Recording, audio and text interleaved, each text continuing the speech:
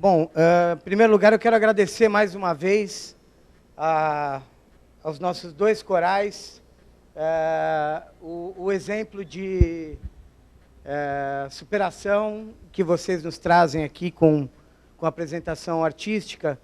Pode ter certeza que para cada defensor público que está aqui, do Brasil inteiro, é uma reafirmação, é um reforço do nosso papel. E o nosso papel é acreditar no ser humano.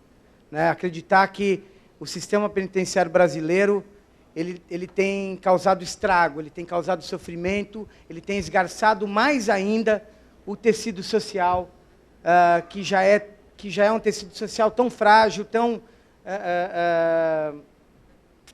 tão delicado por conta de matrizes e raízes históricas do Brasil que trabalham com falta de igualdade, que trabalham com o fato do Brasil ter sido o último país a abolir a escravidão no mundo, que trabalham com uma mentalidade muito focada ainda no patrimonialismo, no clientelismo, algumas chagas que a gente tem como desafio avançar. Lamento por vocês não poderem contar com a fala e a palestra magna do governador Flávio Dino, que justificou a ausência, a impossibilidade. A gente até marcou o evento aqui no período da tarde, a pedido da chefia de gabinete dele, por conta do envolvimento aí nos compromissos relativos a esse movimento de impeachment. Ele tem liderado o movimento dos governadores em prol da presidenta Dilma. Então, por razões que, evidentemente, a gente não precisa aqui reforçar, não foi possível, e eu lamento por vocês. Mas vou tentar trazer algumas reflexões para tentar, enfim, provocar pelo menos o diálogo do dia de amanhã, o diálogo desses 2 dias, tentando fazer o link justamente entre a Defensoria Pública, o que é a Defensoria Pública, em que momento, em que esquina do tempo que a gente está, o sistema penitenciário no Brasil, em que momento a gente está, e por que a gente está falando aqui de defensoria no cárcere? É mais ou menos o que a gente tem para trazer. E é importante compreender que a agenda do acesso à justiça, a pauta do fortalecimento de uma instituição que tenha por função básica prover assistência jurídica no Brasil, isso entrou na agenda política brasileira há menos de 15 anos.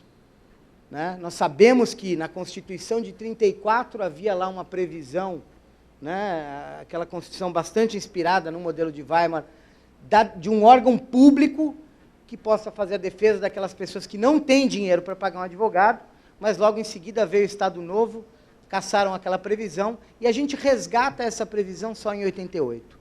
No momento pós-redemocratização, a Defensoria ela fica aí por um período quase que hibernando, dormindo, com uma ou outra instituição se desenvolvendo, com a edição da Lei Complementar em 94, mas, sobretudo, a partir do momento em que a autonomia se coloca como uma questão indissociável na organização da Defensoria, nós temos aí um crescimento institucional grande. E uma expectativa social muito grande. A Defensoria chega com um projeto que é diferente, que é um projeto que propõe ser um instrumento de emancipação social. Eu tenho falado, evidentemente, com muitos colegas pelo Brasil afora e demonstrado muita preocupação com o momento da Defensoria. Eu tenho até usado de empréstimo em algumas falas os conceitos do Bauman, do Zygmunt Bauman, sociólogo polonês, que escreveu o Modernidade Líquida, entre tantos outros livros aí, para tentar situar o que é a Defensoria na pós-modernidade, o que é a Defensoria em 2015. E eu tenho cunhado, então, a expressão Defensoria Líquida. Qual que é o nosso dilema?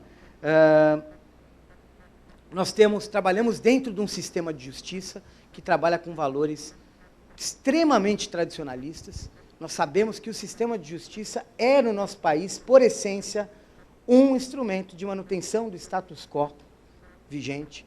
E temos hoje uma latente crítica em relação às entregas e os resultados. O Brasil hoje destina 1,8% do seu produto interno bruto, quer dizer, quase 2% de toda a riqueza que é produzida no país é destinado ao sistema de justiça, né? Isso é uma questão. Pensar o que é o país dos bacharéis, pensar o que é o desenvolvimento histórico brasileiro, o que é esse recurso e o que é entrega, e aí a Defensoria também não pode se colocar fora disso. A Defensoria está dentro do sistema de justiça, está dentro dessa entrega ou dessa não entrega. Eu acho que é um ponto. A sociedade passa a falar, num país carente, com tantas desigualdades, com tantas demandas por estruturação de políticas públicas que vão do mais básico. Aqui o Maranhão é um exemplo disso. A gente está falando de saneamento básico, de acesso a água e esgoto, né? Então, o sistema de justiça tem que fazer uma autocrítica nesse momento. E a Defensoria é cunhada com um projeto que se pretende emancipatório dentro de estruturas que têm uma visão bastante tradicionalista e arcaica. E que eu acredito, o Bauman até usa para falar dos conceitos de família, o conceito de tempo e espaço mudou, né? O que é? Eu estava em Brasília há 4 horas atrás, cheguei aqui agora, isso há um século é impensável. O que a família hoje mudou em relação ao último século, né? Ele levanta a questão das instituições zumbi. E muitas vezes eu vejo as instituições do sistema de justiça como zumbi. Elas são conceitos ultrapassados, são estruturas ultrapassadas, estruturas pesadas, que estão fadadas a morrer, ou melhor, já estão mortas, mas não perceberam, acham que estão vivas. E a Defensoria tem que se colocar de uma forma crítica em relação a isso, porque senão vai virar também uma instituição zumbi. O individualismo, que hoje, na verdade, é uma marca da nossa sociedade, né? O Bauman usa uma figura muito legal, ele traz a coisa do George Orwell e do Aldous Huxley, no 1984, Admirável Mundo Novo, falando que um tempo atrás, sei lá, 30, 40 anos atrás, se projetava o futuro com uma ideia de que o Estado seria onipresente. A ideia do Big Brother, né, de opressão do Estado invadindo o espaço do privado, o nosso espaço individual. E o que aconteceu, na verdade, na realidade, é um processo inverso. Esse gigante que assombra os sótãos, né, que vai invadir o nosso espaço privado, ele não se concretizou. Na verdade, o que está havendo é uma colonização dos espaços públicos pela soma das nossas vontades e demandas privadas. O individualismo é uma regra. E a própria construção política dentro da Defensoria é um exemplo disso. Em muitos estados eu vou ao Conselho Superior e vejo o que está sendo discutido institucionalmente, e aquilo para mim é uma projeção de pequenos egoísmos. Ninguém está falando de projeto coletivo, ninguém está falando, né, do olhar sobre a demanda, essa demanda que é enorme. E se é enorme, qual é a prioridade dessa demanda e como a gente se organiza gerencial, estruturalmente, para dar conta dessa demanda. O que a gente está falando são das nossas pequenas demandas individuais. É a minha estrutura, ali é muito calor, não tem ar-condicionado, não tem isso, não tem aquilo. Então, pensar esse momento, e o duro que é, a metáfora da modernidade líquida é a seguinte: você tinha estruturas muito sólidas, né, com esses conceitos de família, de tempo, espaço, que nos dão um amparo. Por mais que tivesse muita coisa errada, que o patriarcado fosse a marca, a opressão contra a mulher, a falta de igualdade racial, de gênero, a gente se conforta, porque sabe que tem aquela lógica que tá posta ali, e você sabe lidar com aquilo. Por mais que aquilo seja uma situação de iniquidade, você sabe lidar. Quando quando você fala, não, família não é só aquele conceito que a gente cunhou por muito tempo, né? Hoje existe família monoparental, né? Conceitos de família, e que bom, né? E que bom que a sociedade está se colocando contra a opressão desse estatuto de família que quer nos impor um modelo único e absolutamente dessintonizado com a realidade do que é família. Mas o fato é que quando a gente vê ruir essas estruturas tradicionais que vigoraram por séculos, talvez por 20 séculos ou mais, a gente fica refém de paradigma. E aí a construção, ela não é sólida, ela é líquida. A gente tem que estar construindo no dia a dia. O que é o projeto dessa defensoria pública que a gente quer? Quer que esteja lá, no fundão da cadeia, quer que esteja na favela, quer que esteja ali contra as reintegrações de posse, quer que esteja levantando a questão da função social da propriedade. E a gente está falando aqui, talvez, daquelas duas bandeiras clássicas, né? Como direito do ser humano, é terra e liberdade. Essa é a função da defensoria pública, é lutar por terra e liberdade. E como a gente consegue fazer isso, né? Com o nosso modelo de seleção de pessoas que são arregimentadas da classe média alta, que frequentaram as boas universidades, via de regra, que são brancas, que têm uma situação socioeconômica favorecida. Eu acho que esse é o desafio. Como a gente concretiza esse projeto emancipatório, Padre Valdir? Quando a gente fala que a gente precisa da sociedade civil, né, a defensoria, ela não tem o poder decisório, como tem o poder judiciário, não tem o poder acusatório. Agora, a gente tem, além da brincadeira que a gente faz no júri, né, para o juiz a gente fala, o senhor decide, aqui o promotor pode acusar e pedir prisão, mas quem sabe a verdade é só o defensor público. Isso não computa as pessoas que estão entrando e saindo do sistema penitenciário. Que entram, ficam lá 2, 3 meses, recebem um alvará e saem. Se a gente computar isso, a gente está falando de 1 milhão de pessoas que vivem diretamente a experiência de prisionalização no Brasil. Se nós computarmos que cada pessoa, em média, vai ter talvez 2 ou 3 familiares, nós estamos falando de 3 ou 4 milhões de brasileiros que vivenciam um padrão de violência institucional que o sistema penitenciário nos traz. O Brasil se coloca, colegas, numa situação desconfortável em todos os indicadores do sistema prisional. População absoluta, somos o 4º país do mundo. A taxa de encarceramento, o Brasil ele tem quase 300 presos por 100 mil habitantes. A taxa mundial, gente, é de 144. Vários países aqui da América Latina trabalham com um patamar de 100 a 150 presos por 100 mil habitantes. A gente está em 300. Nós pulamos nessa taxa de encarceramento em 15, 25 anos de uma forma enorme. Saltamos ali dos 90 mil presos em 1990 para 607 mil presos em 2015. E eu tenho perguntado, por onde eu vou? Tem alguém que se sente mais seguro hoje, em 2015, com 607 mil brasileiros presos, do que se sentia em 1990? Eu duvido que alguém possa dizer, a gente está mais seguro. Existe um dilema, existe uma questão. O número de homicídios no nosso país é um número pornográfico. É inaceitável que 56 mil brasileiros sejam vítimas de homicídio por ano. Agora, é evidente, é de uma clareza solar, e a gente tem que se fortalecer o nosso discurso, a nossa narrativa, porque eu sei que o defensor público ele é questionado toda hora. Ele é desafiado a reafirmar os seus valores e suas crenças no trabalho diariamente, quando o promotor se coloca de uma forma muito conservadora, quando o juiz desqualifica argumentos técnicos importantes por dizer que isso é dissociado da realidade, quando a gente perde a cada dia casos que a gente sabe que não deveriam ser perdidos, e em casa também, né? Eu brinco até com a história da tia-avó, né? Quando eu passei na Procuradoria de Estado, na época, a antiga PAJ em São Paulo, a família toda orgulhosa, falou, nossa, Renatinho, 22 anos, passou no concurso, que bacana, é procurador, né? E aí tinha essa confusão, ainda procurador, ninguém sabe direito o que é procurador, promotor e blá, blá, blá. Nossa, Renatinho, mas que bom, você é procurador, né? Ah, você que acusa, você que põe na prisão as pessoas. Não, tia, eu na verdade, eu defendo as pessoas. E aí aquele desconforto indisfarçável da tia-avó, falando, nossa, mas você faz isso mesmo? Né?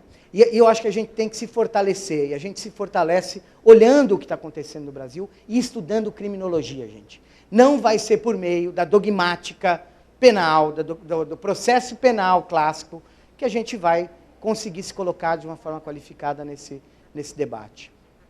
O Brasil, então, se coloca com uma taxa de encarceramento que é mais do que o dobro do mundo. A nossa taxa de ocupação, e a gente pode usar o paradigma americano, e um pouco, se a gente trouxesse aqui o quadro do encarceramento nos Estados Unidos, é um negócio surreal. Você pega lá desde 1920, tem um site do Sentencing Project, que tem divulgado uma série de informações a respeito das reformas penitenciárias que têm ocorrido em vários estados dos Estados Unidos, E todas elas, todas as reformas penitenciárias hoje nos Estados Unidos são calcadas na redução da taxa de encarceramento, mas você vê lá o gráfico em que a taxa de encarceramento segue aqui de 1920 até 1970 e pouco. Aí tem um tal de um discurso do Nixon lá, um negócio chamado Guerra às Drogas, não sei se coincide por acaso aqui, mas a curva faz isso aqui. E a gente chega aos 2.300.000 norte-americanos presos no regime fechado, né? 1 a cada 10 negros entre 18 e 30 anos presos nos Estados Unidos, né? Uma coisa que, na verdade, traz reflexos aqui para nós e que a gente não passa a ter uma reflexão crítica. E o ponto que a gente tem colocado é, se pelo menos a gente estivesse falando com esse esforço hercúleo de encarceramento de pessoas, nós conseguimos saltar de 90 mil presos para 600 mil, mas os homicídios baixaram, a nossa taxa de homicídio caiu bruscamente, os latrocínios caíram, os crimes contra a dignidade sexual caíram, o número de roubos, ou até mesmo, que aí a discussão é muito mais complexa, o tráfico de drogas caiu. Nenhum desses indicadores tem uma queda substancial. Ou seja, a estratégia de se pensar a segurança pública no país, usando prioritariamente a ferramenta, o instrumento de encarceramento, é uma política falida.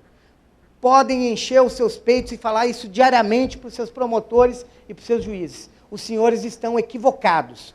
O processo decisório hoje, no processo judicial, que nos traz esses 607 mil presos, é altamente fragmentado. Eu tenho brincado e provocado, inclusive, nas escolas de magistratura, eu participei, acho que, da capacitação, talvez, em 15 dos 27 estados para implantação da audiência de custódia. E tenho brincado com os colegas magistrados e falado, vocês acham mesmo que vocês fazem gestão da política criminal judiciária? Vocês acham que são vocês? Não, desculpa. Desculpa, doutor Costa, desculpa, doutor Rendeiro. Quem tá fazendo a gestão da política criminal judiciária no Brasil é a PM. É a PM que diz o que chega, o que sai. Por quê? Porque a PM ela faz, a partir daqueles critérios seletivos, né, que tem a ver, inclusive, com a distribuição do efetivo e etc., questões bastante complexas de gestão de segurança pública, mas faz a primeira seleção e apresenta para o delegado lavrar o APF. O delegado sabe que, se ele não lavrar o APF, ele vai ter um problema com o comandante do batalhão. Então, ele fala, eu vou lavrar esse de prisão em flagrante. Isso vai para o fórum. E o promotor se pega no princípio do indúbio pro societá, que eu não sei de onde vem essa história, né, que é uma questão que a gente tem que discutir na profundidade. O que é isso de indúbio pro societá? De que societá que você está... em benefício de que sociedade que você está trabalhando, né? Ele mantém e pede a conversão em preventiva. O juiz sabe que também, se começar a soltar muito, ele vai ser representado pelos promotores, e aí vai ter um problema, vão falar que ele é, talvez, envolvido com tráfico, que está soltando traficante. O caso do Dr. Roberto Corcioli, que foi defensor público em São Paulo, defensor público no DF, e hoje é juiz lá em São Paulo, estava no Fantástico, naquela matéria domingo, não sei se vocês viram. O Roberto simplesmente falava, olha, eu estou fazendo aqui o meu plantão, esse caso aqui, eu vou reconhecer o tráfico privilegiado e eu vou, seguindo a jurisprudência do Supremo Tribunal Federal, converter isso aqui em pena restritiva de direito. Se eu tenho esses elementos aqui prévios, não faz sentido eu manter a prisão preventiva desse sujeito. Então, o que eu devo fazer? Solto a pessoa. Espécie alvará de soltura. E ele começou a fazer isso nos plantões. Passou a ser representado pelo Ministério Público. E ele foi sumariamente afastado das varas criminais. Colocaram ele lá como auxiliar numa vara civil, dizendo que ele nunca mais vai voltar para a atuação criminal. Esse caso está no CNJ. Né? Ele teve uma ordem do CNJ de ser reintegrado a uma vara criminal, mas essa ordem foi cassada por uma decisão liminar.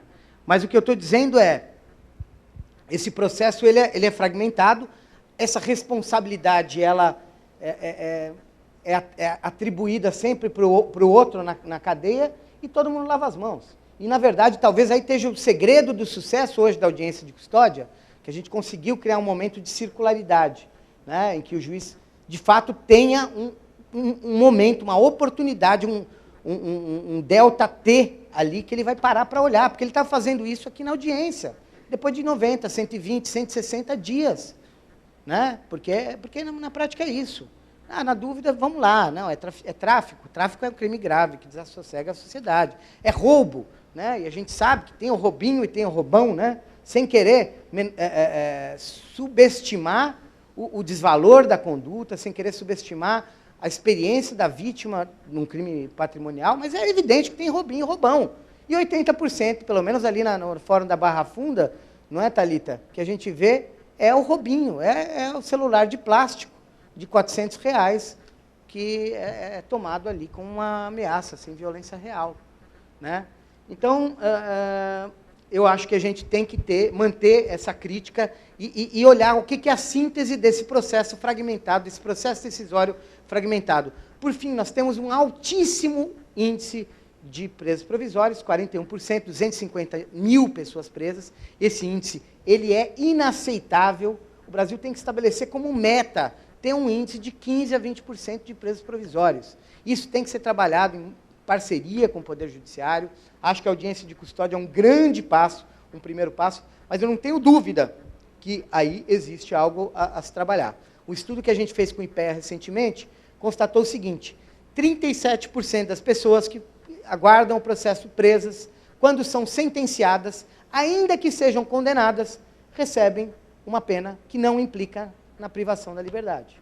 Ou seja, a cautela, a medida cautelar, prisão, durante o processo, ela é mais gravosa do que a pena. E pensem que a prisão ela foi, por excelência, inicialmente, uma medida cautelar. Prisão como pena surge depois aí do movimento clássico. Né? Mas olha que loucura. Eu tenho certeza, eu posso dizer, que 40% das prisões elas são desproporcionais, elas são ilegais, das prisões provisórias. E acho que a gente tem que trabalhar nisso. E aí o papel da Defensoria de se engajar nesse movimento, olhar, estar atento aos números, problematizando, trazendo para o sistema de justiça e também para os órgãos de segurança pública um olhar, é muito grande. E, por fim, o nosso problema da superlotação. Né? Eu comecei falando aqui dos Estados Unidos como o grande paradigma punitivista mundial, só que lá nos Estados Unidos, o sistema penitenciário da Califórnia bateu 136%, né, Rodrigo, cadê o Roig? 136% de ocupação, eles soltaram mais de 30 mil pessoas. Não pode. Não pode. O Estado está mandando custodiar alguém, você tem que ter uma vaga para cada preso. Não existe tolerância. Não é como o índice de homicídio pela OMS, até 10, não é endêmico, isso e aquilo. Não. Aqui 100,01% é ilegalidade. E a gente trabalha com 161% de ocupação. É evidente que aí não tem condição sanitária, não tem condição de gestão, que boa parte dos problemas do dia a dia prisional se relacionam com a superlotação. Né? Os colegas sabem o que é essa realidade, os colegas visitam presídios e sabem que isso aqui é a média nacional, que tem locais em que a gente tem 3 presos por vaga, que a gente tem 4 presos por vaga, que a gente tem 5 presos por vaga. E aí fica realmente muito difícil. Eu acho que é importante a gente olhar, então, esses grandes desafios do sistema prisional, né? A questão do encarceramento em massa, que vem, de fato, a partir da década de 70 e 80, a partir do modelo norte-americano, e nos pica aqui. Vocês pegam a variação da taxa de encarceramento no Brasil nos últimos 15 anos, a gente passou a divulgar esses dados nos relatórios do DEPEN, só é superado pela Indonésia. O aumento da taxa de encarceramento no Brasil não tem precedentes nos outros países. E as outras 3 nações mais encarceradoras, que são Estados Unidos, China e Rússia, estão revendo as suas políticas. Nem o maior PIB do mundo, que é o PIB norte-americano, tem condição de pagar esse grau de encarceramento. E aí vem aquela entrevista do Zaffaroni, de 2 anos atrás, que ele fala, de fato, cada país tem uma escolha política de quantos presos quer manter. Eu não tenho dúvida que este modelo, e nunca se prendeu tanto na história do homem como se prende hoje. A gente vive hoje, exatamente hoje, o ápice do uso da pena de prisão. Nunca se prendeu tanto na história. Esse não é um modelo sustentável. E por uma única razão, não tem dinheiro, gente. Não estou falando aqui de humanização, de percepção, de, enfim, de que não tem dinheiro. O sistema prisional ele não vai conseguir se espraiar mais, ou a gente vai vivenciar problemas crônicos, como vivenciamos aqui em Pedrinhas e em outros tantos locais, né? A gente fala Pedrinhas, mas não se resume a isso. A gente tem tragédias diárias, né? Em vários estados. No Brasil, hoje, o número de homicídios, que é 6 vezes... A pessoa que está presa tem 6 vezes mais chance de morrer por homicídio dentro do presídio do que fora. Com o nosso índice de homicídio, que é altíssimo, que é 26 por 100 mil. Né? No sistema prisional é 150, 160. Né? A chance de ser morto é 6 vezes maior. Né? Então, os norte-americanos, pelo menos, eles invocam o discurso punitivista, da tolerância zero, da teoria das janelas quebradas, etc., etc., mas eles estão se preocupando em 2 coisas. Observar as regras processuais, coisa aqui que a gente não tem nenhum rigor, a gente vê como é o trabalho, muitas vezes, do Ministério Público de passar o pano nas irregularidades de investigação, ou mesmo de processo, e o Judiciário, muitas vezes, complacente, criando as teorias das nulidades relativas e etc. E lá, não. Teve um problema na investigação, o negócio é sério. Isso aqui é regra do jogo. Isso aqui é garantia processual. Não é ação penal 470, não. Não vale tudo. Por mais que a pessoa esteja errada, por mais que tenha matado, por mais que tenha roubado, por mais que tenha cometido um crime sexual. Se o Estado não cumpre a regra do jogo, o Estado está cometendo ilegalidade. Então, se descobrem um problema na investigação, cai o gabinete do Ministério Público local. E a pessoa é absolvida, porque aqui não. Então, esse é uma grande questão, e a gente tem que continuar insistindo, né, para observar o devido processo legal. Isso é garantia democrática também. E a segunda questão é as condições mesmo de aprisionamento, o recurso que a gente tem colocado aí. Se a gente está fazendo uma opção política, consciente ou inconsciente, decorrente ou não de um processo decisório altamente fragmentado e em que ninguém se responsabiliza, né, a gente está chegando a 600 mil presos. Se essa é uma opção política do Estado brasileiro, vão ter que ter condição para custodiar as pessoas. Senão, a gente tem que reduzir o número de presos, gente. A discussão sobre o sistema prisional hoje passa por isso. Sobre a crítica à questão do superencarceramento, até onde a gente chega com isso, até onde a gente tem dinheiro. Outro dia, o secretário de um grande Estado, de uma... Então, pensar soluções mais sofisticadas e inteligentes se impõe. Nesse sentido, o que o DEPEN hoje vem defendendo? Sim, temos aí demandas por novas vagas, e há uma carteira de 100 obras em andamento para criar mais 45 mil vagas. Eu estou muito convencido que no regime semiaberto a gente tinha que criar vaga, senão a gente vai perder o sistema progressivo. O Supremo vai julgar que pode sim progredir por salto, o próximo passo vai ser acabar com o sistema progressivo. E a pessoa vai cumprir a pena integralmente no fechado, ou uma parte substancial, a gente vai perder o 1/6. Essa é a discussão que está posta hoje no Código Penal, né, que está no Legislativo. Então, acho sim, temos que, de uma forma muito controlada, renovar as nossas vagas, porque os locais são muito inadequados, construir, com o cuidado de que a construção ela é um elemento indutor do encarceramento, mas isso não basta. Então, a gente tem que fortalecer as políticas de alternativas penais, né? Num primeiro momento, a partir do monitoramento psicossocial, num segundo momento, a partir da monitoração eletrônica, como forma residual, porque senão vai virar tornozeleira para a pessoa que hoje saía com alvará sem tornozeleira, vai passar a ter tornozeleira, quer dizer, além do custo do sistema prisional, a gente vai ter o custo da monitoração eletrônica. O Estado brasileiro não se aparelhou para ter estruturas de acompanhamento das penas alternativas e das medidas cautelares diversas da prisão. E mesmo da suspensão condicional do processo, da transação penal e do livramento condicional. O projeto de patronato, que está desenhado também na LEP, é um projeto que não vingou. Os estados não investiram, você não tem uma carreira de assistentes sociais, de psicólogos que fazem o acompanhamento, estruturas que fazem o acompanhamento dos liberados, o acompanhamento das medidas cautelares. Então, hoje, também não aplicar a prisão vira aos olhos da sociedade impunidade. Então, talvez o desafio que a gente tenha, e aí eu estou falando do espaço da gestão, e esse é o trabalho do DEPEN, fomentar as estruturas centrais de alternativas penais, monitoração eletrônica, seja a gente criar essas estruturas. Agora, a Defensoria tem que se envolver nesse processo. A Defensoria tem a obrigação de se envolver de forma qualificada na política pública. Eu também estou cansado da gente pautar uma atuação unicamente fundada no denuncismo, gente. A denúncia, ela é fantástica, ela é importante, ela é da democracia, ela teve o seu espaço. A denúncia no cárcere em especial, o cárcere que já foi usado para perseguição política, o cárcere que foi usado como instrumento de segregação racial, como local de depósito de menores abandonados e loucos, né, no Brasil e no mundo, nós temos, de fato, que olhar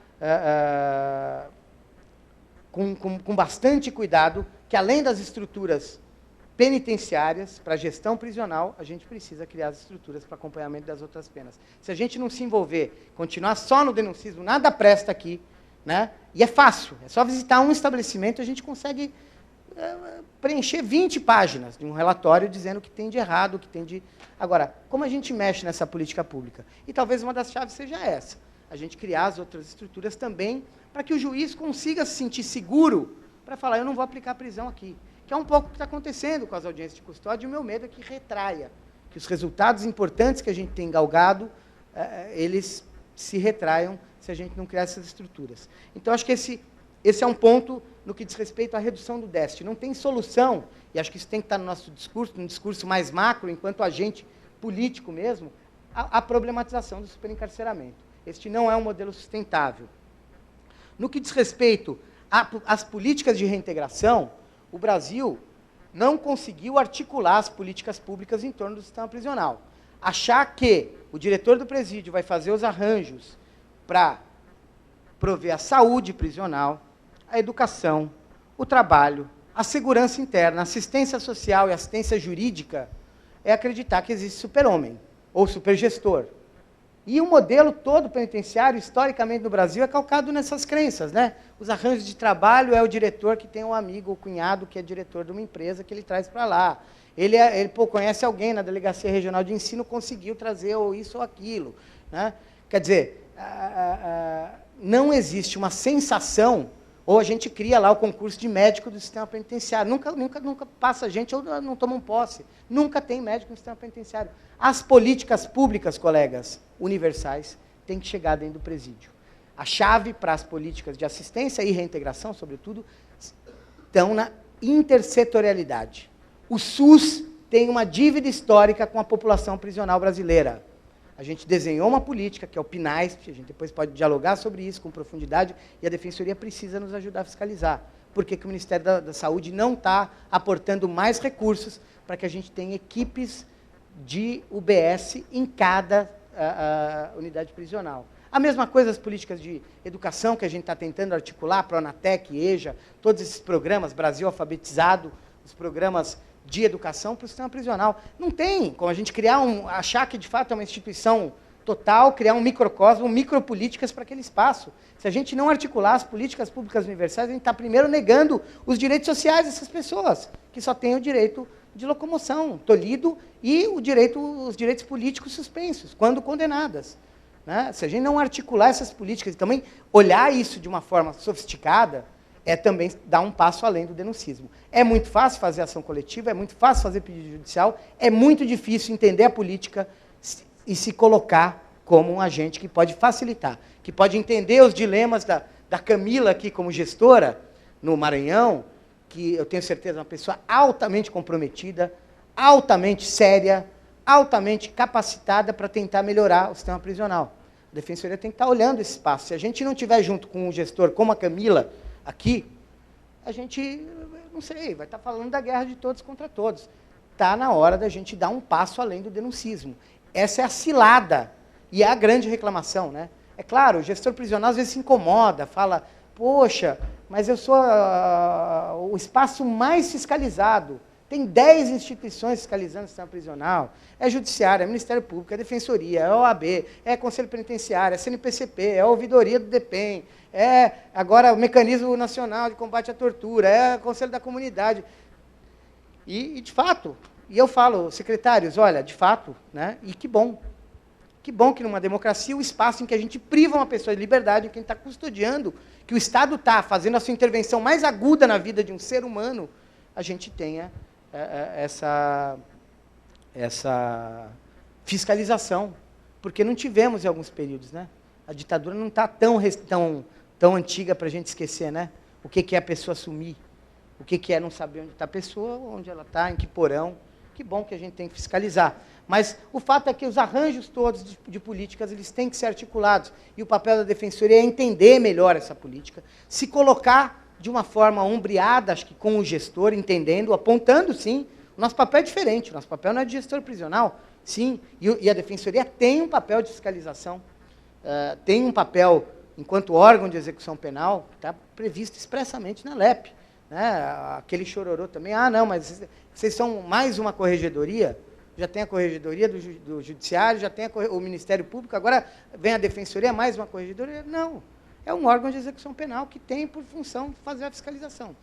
Agora, me parece também fundamental, e acho que aí já linkamos, já tentando caminhar para uma conclusão aqui, com o sentido desse nosso encontro, que a gente não pode descurar da nossa atribuição, que é primordial, que chama-se assistência jurídica.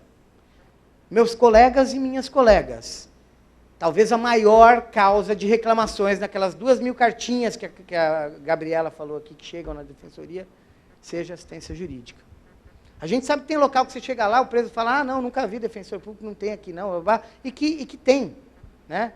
Tem problemas, tem até questão de barganha, arranjo e venda de atendimento, que a gente sabe, quando a gestão prisional é frágil, e você tem a figura do chaveiro, o chaveiro cobra lá, às vezes, para ter acesso a defensor público. E a gente não está nem sabendo, né? Peixinho dourado, falando, nossa... Mas o fato é que nós temos dificuldades ainda. E a gente não pode ficar eternamente também com o chororô de, olha, não temos quadros, tadinho, defensoria é pequenininha. Desculpa, talvez nós não tenhamos nunca os quadros ideais. Aonde a gente tem quadro, tem que atuar. Doutora Mariana, tem que exigir. Doutor Raman, tem que exigir. Isso é antipático. Talvez a senhora não ganhe a próxima eleição se exigir demais, mas é papel do gestor. Isso tem que estar acima de qualquer questão. O conselho tem que estar discutindo isso. Então, a gente tem que ter, no atendimento individual de cada uma daquelas pessoas que estão privadas de liberdade, um critério, uma metodologia sofisticada de atendimento. Então, a gente propõe ali nos nossos protocolos que se internalize, e eu vou cobrar do Dr. Portela e do CONDEG, que isso seja, de fato, internalizado por meio de normativas nas defensorias estaduais. Esse é o sentido do nosso protocolo, como se dá o atendimento ao preso provisório. O preso provisório tem que ter direito ao atendimento por um defensor, e não é lá em cima na audiência, daqui a 90 dias. Ainda que não vingue o projeto ou que reverta o projeto de audiência de custódia, nós temos essa obrigação de normatizar e colocar os nossos recursos humanos em favor disso. Se tem gente que precisa ser atendida pela Defensoria Pública, são os 600 mil presos. Potencialmente, a gente tem, talvez, na nossa clientela, 160 milhões de brasileiros, pelo perfil socioeconômico. Esses 607 mil, estou muito seguro, colegas e colegas. E, em especial, aí a cobrança vai aos dirigentes da Defensoria Pública. O atendimento prioritário tem que se dar ao preso. Se a Defensoria se afastar do atendimento individual ao preso, da assistência jurídica, ela vai estar se desviando do seu papel. No que diz respeito ao atendimento individual também, melhorar os nossos arranjos de atendimento na execução de pena, que é outra lógica, diferente do processo de conhecimento, né? E diferente do processo do júri. Mas no que diz respeito à execução penal, tem arranjos riquíssimos e interessantes. Eu me lembro do arranjo da Defensoria do Rio de Janeiro, por exemplo, que articula, o que é muito difícil de forma logística, às vezes, a banca com o atendimento do preso. Quer dizer, o preso que se atende ali é o cara que vai saber. Esse cara é o doutor Renato, que cuida do meu processo de execução. Né? Aonde isso não é possível, vamos buscar outros arranjos. Mas o fato é que também na execução penal, o nosso trabalho não se limita aos autos do processo. Defensor que não vai à cadeia, defensor criminal que não vai à cadeia, não é defensor criminal, colegas. Tem muita gente engabinetada por aí que não quer sentir o cheiro da cadeia. Isso é responsabilidade de cada defensor público. Eu acho que esse tom, quando a gente vê a situação que o sistema prisional brasileiro vivencia hoje, tem que ser alto mesmo. Né? Eu já fiquei com a orelha vermelha no Conselho Superior da Defensoria de São Paulo, implementamos a obrigação funcional de cada defensor atender todos os presos provisórios em até 10 dias, e talvez tenham perdido a eleição lá por causa disso, doutora Mariana. Mas o projeto está funcionando, e que bom que a gente fez isso. E que bom que esse desgaste, esse ônus a gente assumiu. Então, tentando finalizar, eu acho que, enfim, os dilemas para o sistema penitenciário são muito grandes. Basicamente, a gente reduzir essa pressão de encarceramento em massa, Esse tem que ser um discurso também para a Defensoria se colocar como agente político, escrever artigo, tá disputando espaço na academia, o nosso papel é contra-majoritário, problematizando, é esse o arranjo de segurança pública que vocês querem? É esse o resultado? Prendendo e submetendo à prisionalização 2 milhões de pessoas entre presos e familiares, 3 milhões por ano. É isso que vocês querem em termos de construção de país? A gente está apostando no ser humano, no brasileiro que está falando aqui, que cair todo mundo pode cair, mas levantar é a grande arte da vida.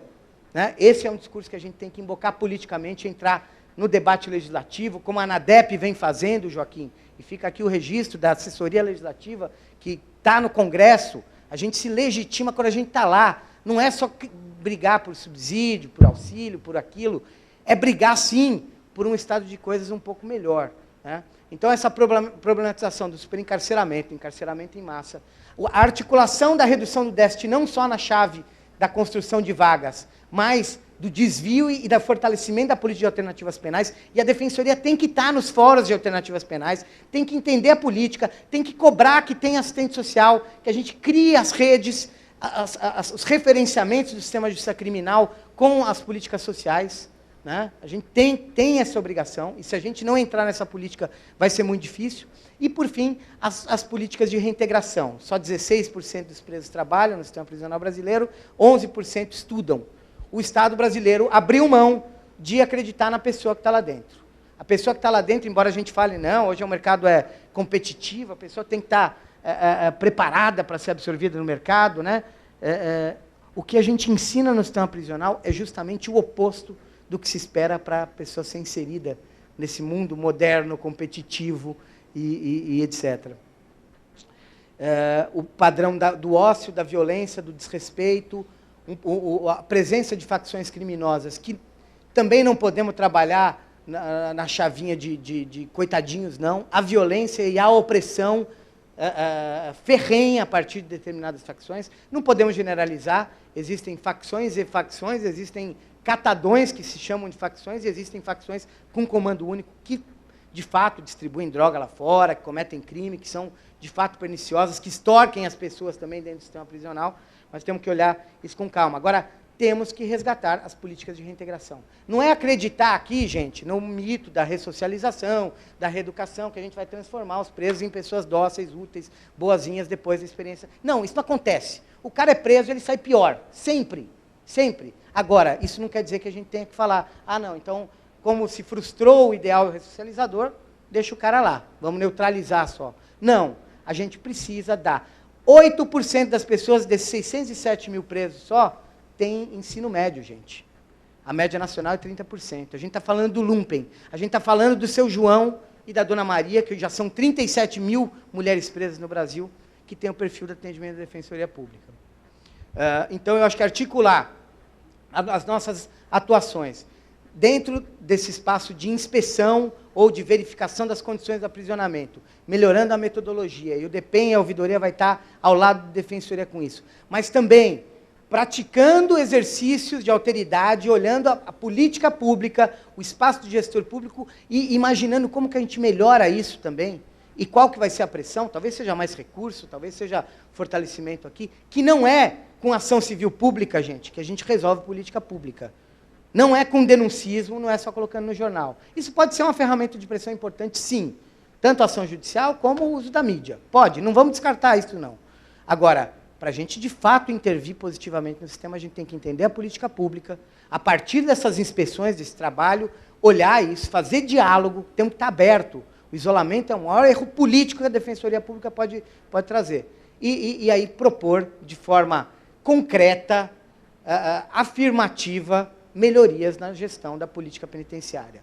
É assim que eu vejo a nossa atuação coletiva. Do ponto de vista individual, nós temos, e eu vou cobrar a doutora Mariana, vou cobrar o doutor Portela, fala que eu vou ser um algoz, quase um promotor de justiça atrás do doutor Portela, para ver se ele vai levar a sério o que o CONDEG está assinando hoje aqui. O CONDEG está assumindo um compromisso de normatizar, de internalizar a organização dos seus serviços dentro da lógica da inspeção, que não pode ser a mesma pessoa que está lá diariamente, viu? Tem que ser outra equipe. Porque, evidentemente, se eu estou fazendo atendimento de assistência jurídica direto ali, eu vou ter facilidades com o diretor e etc. Eu não tenho a isenção necessária para fazer inspeção. Tem que ser outro grupo. Metodologicamente, temos que criar grupo de inspeção, atendimento na execução penal e atendimento do preso provisório no processo de conhecimento. Agora, com um plus, que é a audiência de custódia, que eu já estava costurando aqui com o doutor Joaquim, e vamos tentar fazer, junto com o DPU, com o DEG e a ANADEF também, um encontro específico sobre audiência de custódia com os colegas que estão trabalhando nisso. Finalizo dizendo, mais uma vez, enfim, da minha satisfação de encontrar amigos, colegas, de poder falar disso que nos deixa apaixonado nos movimentos. Tem um colega lá na Defensoria, um colega brilhante do primeiro Tribunal do Júri da capital, quando a gente teve aquele momento da opção na PAJ, na Procuradoria do Estado de São Paulo, para a Defensoria, e aí é um dilema muito grande, porque a gente ia ganhar muito menos, né, mais de 30%, 40% de perda remuneratória, porque teve aumento na PGE, a gente não ia receber. E muito medo, né, do que seria o futuro da Defensoria. O mineiro, Ricardo Constante Soares, que é de Valadares, então ele tem aquele sotaque um pouco Espírito Santo, ele falava, "Ô Rê, cara, eu faço o melhor trabalho do mundo e ainda ganho por isso. É claro que eu vou ser defensor público. Não nasci para cobrar imposto. Com todo o respeito ao trabalho importante, enfim, dos advogados públicos, dos procuradores do Estado, etc. Mas o fato é, a gente está inserido em uma coisa que é, de fato, muito engrandecedora, como pessoas. A gente tem a possibilidade, de fato, eu brinco também, provoco os juízes e promotores, doutor Costa, dizendo que talvez a gratificação que a gente tenha de absolver um inocente no tribunal do júri, ou mesmo num processo de conhecimento, ou soltar uma pessoa que merece estar em liberdade. Eu acho que ninguém merece o sistema prisional brasileiro, né? Acho que os 607 mil presos, por piores que possam haver alguns, não merecem esse estado de coisas que é o sistema penitenciário brasileiro. A gratificação que a gente tem quando a gente recebe aquele choro da família, aquele reconhecimento.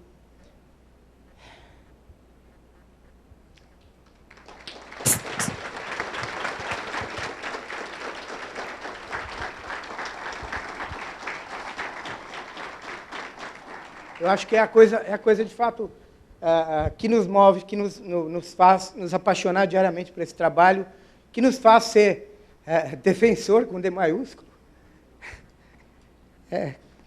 cadeiro, e acreditar que o lugar do defensor público é na cadeia.